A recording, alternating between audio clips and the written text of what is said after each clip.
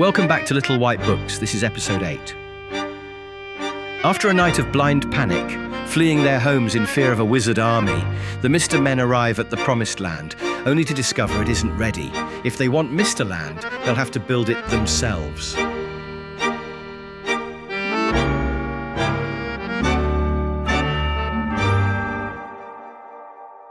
Let's start with Miss Lucky. On the morning of the first day in Misterland, we were all told where we would live. I was very lucky that my house had magically appeared, so I could move in straight away. But then, I was told I had to take in Miss Snooty and Miss Shy, and none of us were happy about that. Miss Shy couldn't speak, so she passed notes to Naughty, and they would giggle, but I wasn't allowed to play their little game. This is Miss Naughty and Miss Shy. Shy was useful, a very useful part of my team, but Lucky was not. We just assumed Miss Lucky was there to report back to Happy. I mean, that presented some challenges, so... Miss Naughty would go into people's houses and just help herself. When she got home, she'd make meticulous lists. What she'd taken, date and time, who it had been stolen from, and how much she thought she could sell it for. It was creepy. But Miss Shy would follow her round and act like a lookout, learning. Here's Mr. Lazy. It was crowded. Too many of us in one place, all 4 waves mashed together. Mr. Men I'd never seen before, arriving in their cars or dragging themselves on foot, faces drawn and tired. They didn't know what to do. None of us did, really. This is Mr. Quiet. Happy, Miss Sunshine and Mr. Tickle arrived, laughing. Then Happy pulled out an agreement for me to sign. I refused. I wasn't Loudland's patriarch. That pleased him. Instead, he led me outside to witness what he called something magical. With his arm around me, Happy smiled as Miss Sunshine pointed to the village. A wave of heat came. Loudland vanished, replaced by the Misterland football stadium. Then Happy said, "Well done," as if it was my doing. I suppose I didn't hate Loudland as much as I thought. I try not to think about those who disappeared. I managed a few calls to warn the others. Miss Sunshine was on her way. Emergency. Evacuate Clever Land. The Mr. Men are coming. Happy in the sun. Happy, happy, happy. Happy everyone. Mr. Bump. Oh, honestly, it was awful. In those early days, we were put in temporary housing until our homes were ready. I remember thinking, why don't we just go back home until everything's sorted? What's the rush? We can ask him. This is Mr. Rush. 52 Mr. Men take up more space than you'd think. I was first there, as they were laying the foundations in Happyland. I saw Mr. Impossible walking around with a wizard on the end of a dog lead. He'd get a poke from a sharp stick and he'd have to magic something up. A library for Miss Neat. A hospital for Miss Magic. There was this huge concrete block of a building plonked right in the middle of the town, with a metal front door like something off a bank vault. This was the new town hall. I knew things were going to change, but I did wonder to myself, am I still in Happyland?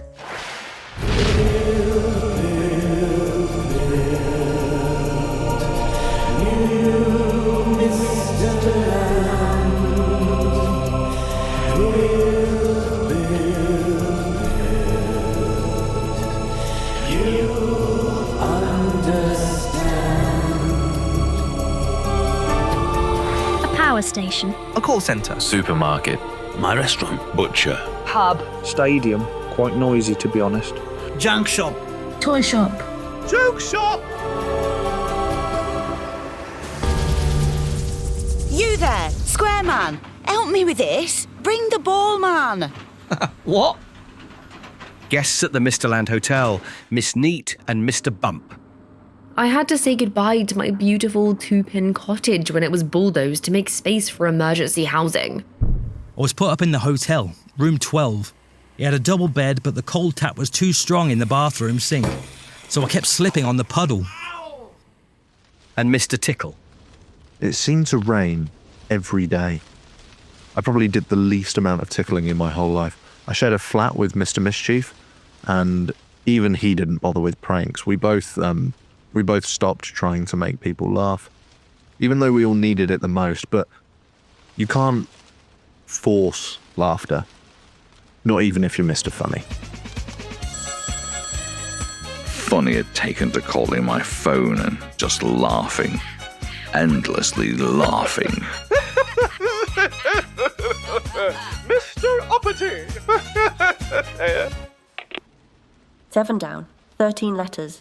Miss Lucky, how do you spell sanctimonious? I tried to help Miss Shy, I really did. She'd follow Miss Naughty everywhere, but always seemed uncertain, like she wasn't sure where she fit.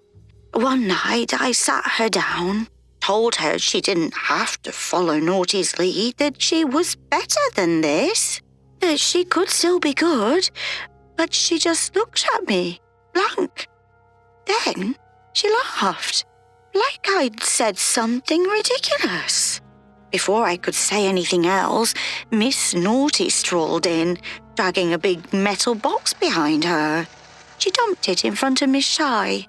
"Special order," she said. "Mr. Clever has paid 50 Mr. coins for this. Have a look." Slowly, she reached forward, unlatched the lid and opened the box.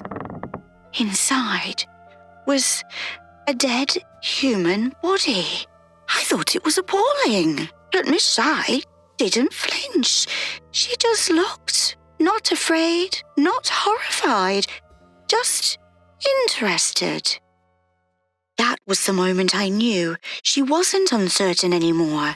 She'd been inspired. Happy, happy, happy, happy, happy, everyone. Happy, happy, happy, happy, happy in the sun. Happy, happy, happy, happy, happy, everyone. Shut up! We'd all been there a few weeks and we were having regular meetings in the town hall. Up on the stage were Happy, Tickle and Sunshine. And so I'm there and I raise my hand and I say to them, "There's just not enough room." And I wasn't complaining, just stating a fact, you know. But of course, everyone thought I was just being grumpy, so I was ignored as usual. Then Splendid stood up and did the same thing.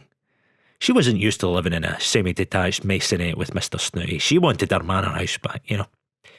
So Snooty stood up with her because his house used to be the size of a castle and he wasn't happy either.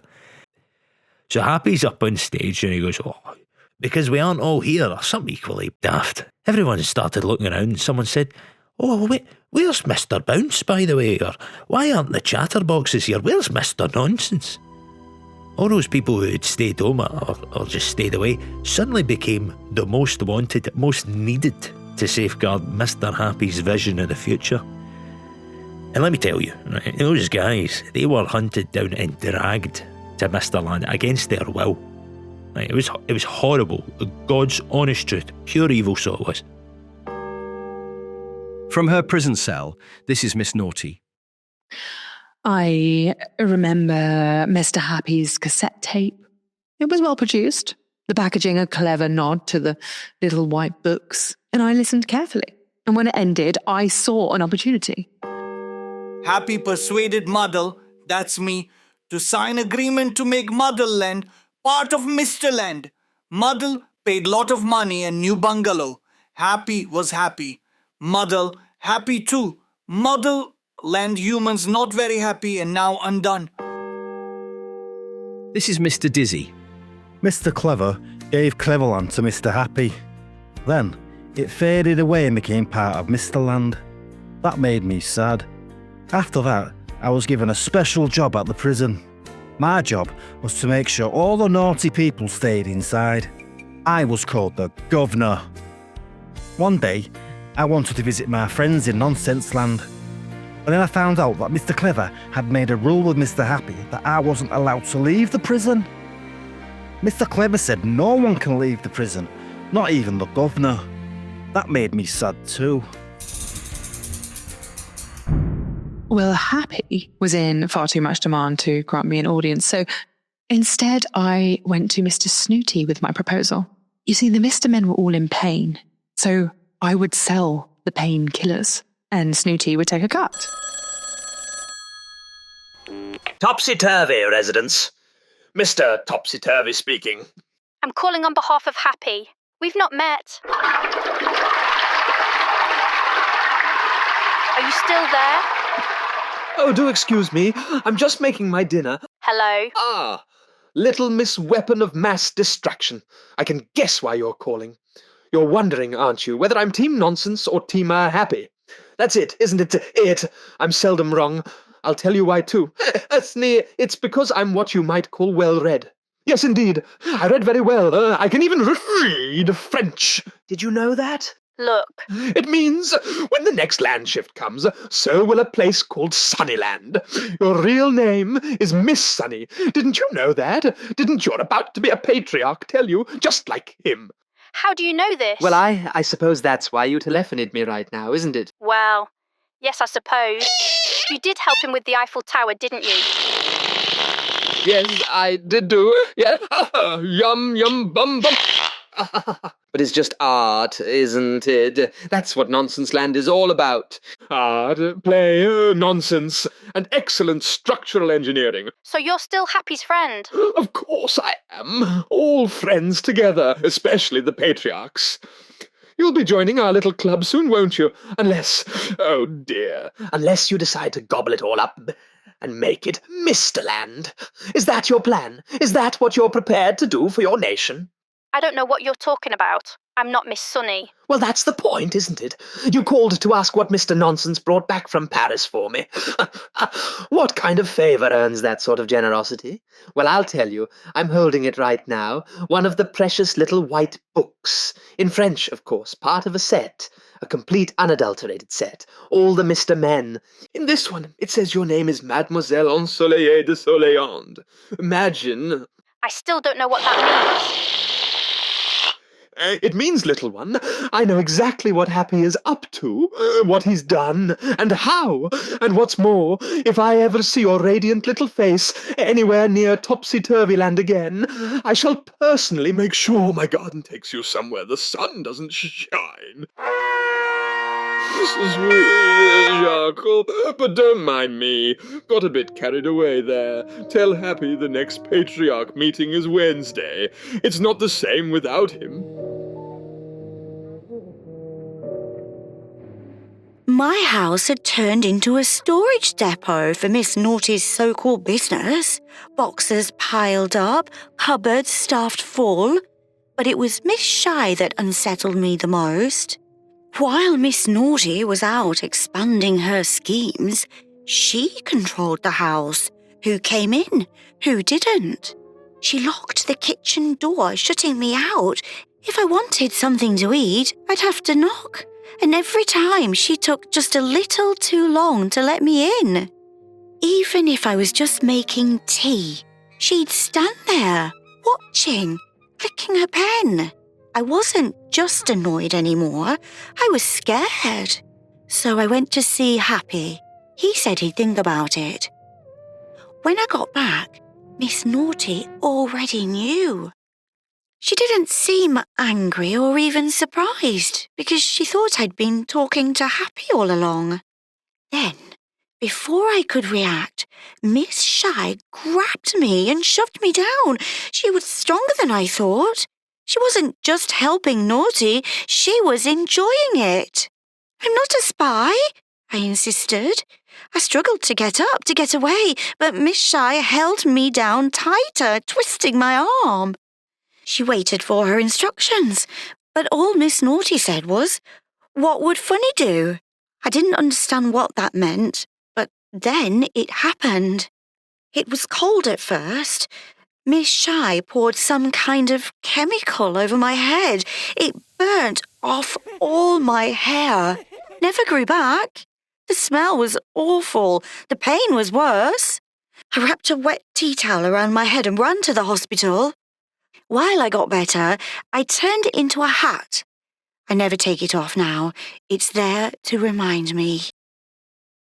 Misterland wasn't built on charity or magic. It was built on transactions, on the truth that someone always pays. Better to put a levy on fairness That's how you build a nation. Before Misterland, some had everything. Magic cupboards sprouting free food like miracles, but nothing's free. There's always a price.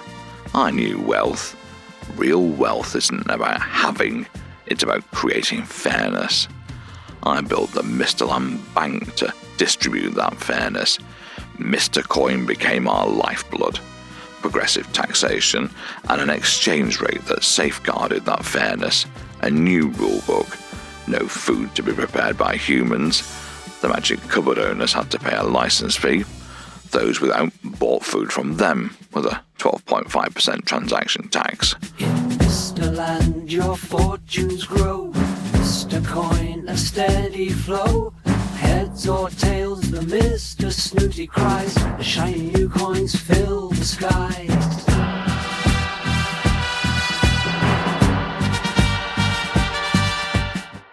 I'm turning that off.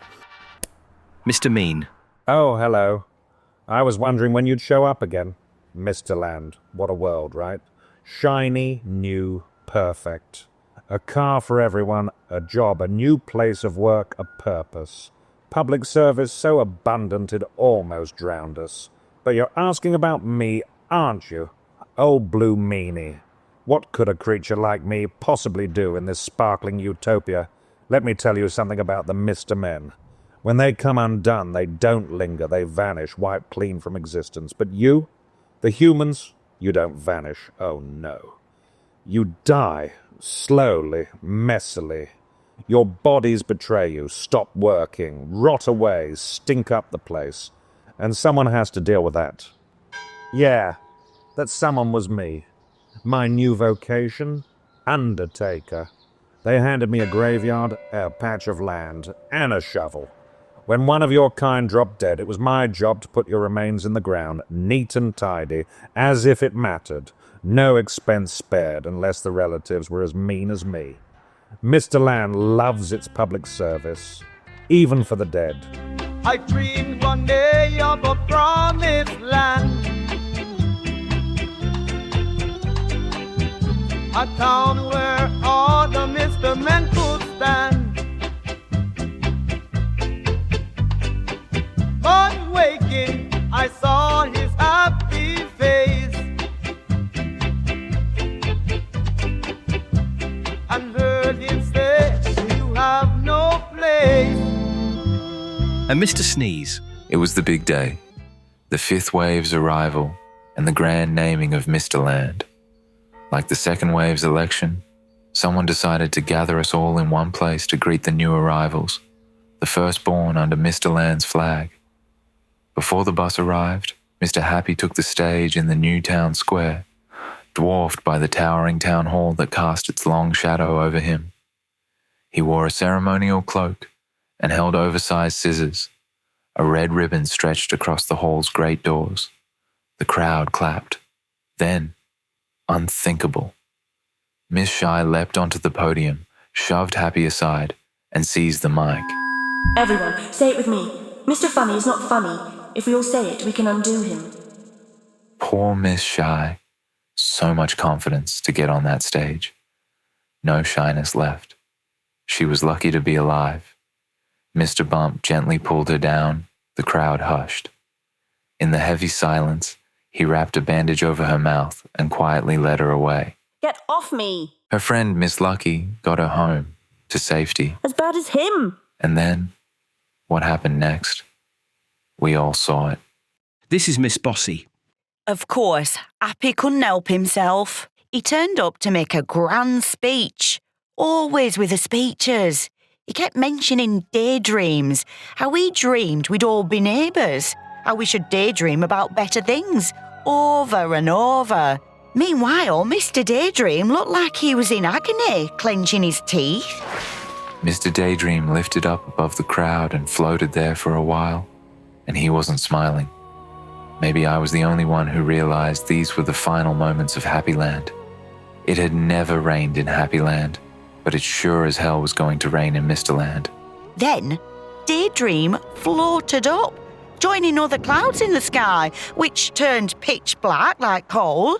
It poured with rain like I've never seen. we never saw him again. We were running for cover when I was thinking, what did I just see? Did Happy just undo Daydream in front of everyone? I thought they were friends. Was that some kind of sick ritual sacrifice? Why? Lightning struck. Everyone scattered. It rained for hours and hours, causing floods. The bus arrived, but nobody was there to greet the new people, to give them the warm welcome they deserved, that they would need. By then, I just wanted to go home, back to Cold Land, but then we discovered it was gone. And once more, Miss Lucky. After the ceremony, I went back home, and Miss Giggles had moved into my house. And if that wasn't bad enough, Miss Naughty and Miss Shy were busy chucking all my stuff onto the front lawn. This was Horseshoe Cottage, my home. I was fuming. Before I could even start kicking up a fuss, the floodwater came rushing in, carrying my things up the street. The three of them just laughed. I was standing there, wondering what on earth to do, when I bumped into Miss Fickle. She was wandering about, hopelessly lost, trying to find her new place over on Muddle Street. We ended up helping each other out. She gave me a hand saving what little I had left, and I helped her track down her house. Turns out her neighbour, Miss Neat, had a spare room going, so I moved in straight away. Being a bit lucky now and then does come in handy. This is Mr. Clever. The fifth wave land shift came overnight. Floods, then nothing. By dawn, the water had drained. We thought it was over. It wasn't. It was that there was no more land to claim. No outside world, except nonsense land, which hadn't changed. Misterland was all that was left. Small, shrunk to a tenth. You could walk it in the morning and be back home. That was the world now. No more dilly-dale, all gone. Even more regrettably, I was unable to blame Mr. Dizzy. And finally, this is Mr. Greedy. Right, look. If I slide this glass under the tablecloth, it's no big deal. That's the town hall. Now another glass. That's the library and the squash court. And this bowl? My restaurant. Built on the ruins of Fatland, by the way. So do you see, the edge of the tablecloth starts to rise from the floor. At first, just an inch or two, but just enough to notice. That is what happened to Misterland. It kept building up, and the land pushed back, right? We called it the Big Shrink, and you can guess who took the blame? Not happy, oh no. It was the poor, fifth wavers, stepping off the bus, knee-deep in a puddle of chaos. All friends together, the Little Miss and Mr. Men. All friends together, round and round we go, back to back and side by side. And I'm with In episode 8 of Little White Books were Nicola Proctor as Miss Lucky and Bossy, Velenzia Spearpoint as Miss Naughty, Chris Hirst-Bartlett was Mr. Lazy and Tickle, with Adam Grant as Bump, Michael M. as Rush, and Ellen Forrest as Miss Neat. Mr. Grumpy was performed by Jordan Wistuba. Mr. Greedy was Pete Hazell. Pete McGiffen played Snooty, and Paul Walsh was Mr. Dizzy. Everyone else played themselves. This production is unofficial and not connected to it, approved by or licensed by the rights holders of the Mr. Men and Little Miss characters. Mr. Men and Little Miss are trademarks of THOIP, a Sanrio company. All rights to the original characters and stories belong to them. You'll also hear versions of the theme song All Friends Together throughout the series. The original was written by Dave Cook. The Mr. Men and Little Miss characters were originally created by Roger Hargreaves. The books are published in the UK by Farshawe and in France by Hachette Jeunesse.